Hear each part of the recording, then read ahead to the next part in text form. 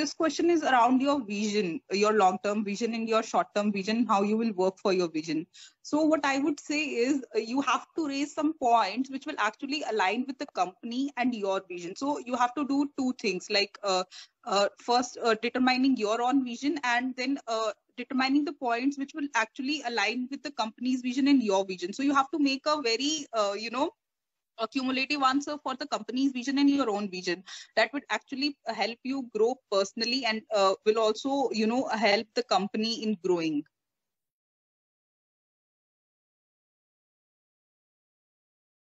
There could be definitely some unexpected questions, like this could be from any field, like where you are supposed to have some practical knowledge and you do not know it.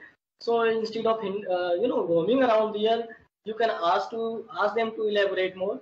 And if you do not know, so you can simply say no. And definitely one question that I could actually I was not asked this one, like the CV problem I told you.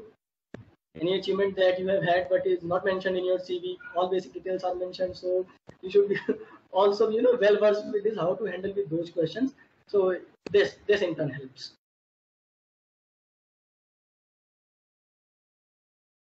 You guys are going to be postgraduate, right? So those guys are already assuming that you guys have strong basics. Okay, so these are very common things to remember while sitting for the technical round. We have a good knowledge of whatever you have done till now, be it from your 11th, 12th, graduation, or up till your post-graduation.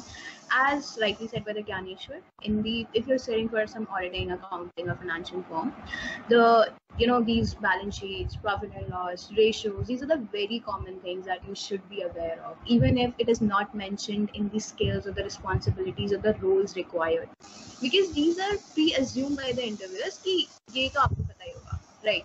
So you should be knowing the purpose of each thing. For example, let's take an example like ratios. Like you all know there are so many ratios existing. So the purpose of each kind of ratio should be aware. Why we use this ratio? Okay, they know the formula, but why do we use it, right? So technical rounds start from the basics. Then they can take you to the further level where they're gonna roast you. They can put you some challenging situations or some kind of situation-based question where you will be faced, or you will be asked how you are gonna face such situations, right? Sometimes what happens whenever such tricky questions are put in front of us, we generally lose all our confidence and we show it, okay, I don't know even if I can answer it in front of the interviewer, and that completely reflects on your expressions.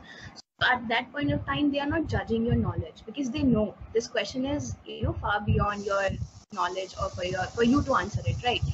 At that point of time, they will be judging you how confidently you are taking that situation.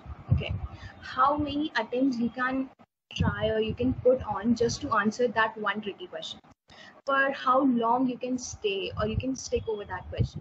Like you're not easily giving up. How easily how easily you are giving up that situation. So this is the main purpose of a technical round.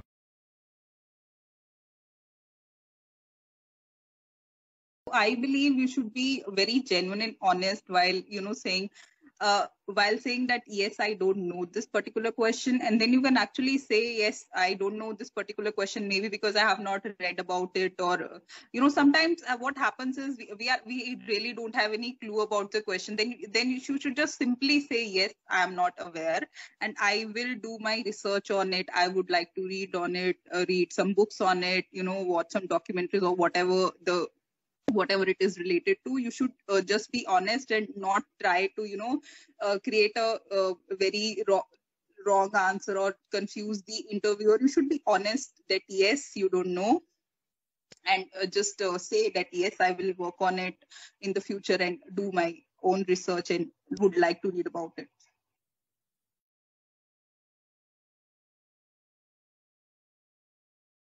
You should be familiar with what is going currently. It's not that from the books you have been studying for past 10 years, 12 years. So it's not that they will give you the topic to elaborate on it. It should be some common topic, like what's going around currently, around you, around the country, and what are your thoughts on it. Positive, negative, all should be reflected well. And first of all, one more thing, that in GD, you should definitely never be silent. you should try to speak as much as possible because if you are not speaking anything, you will not be heard. They would not be able to acknowledge you. So these are the basically primary things that I'm not speaking anything, so I will not be judged. You will be judged because you are speaking nothing. So these must be recorded, and the topics that is basically everyone is familiar with. So what is your take? What is your thoughts on it? That should be taken care of.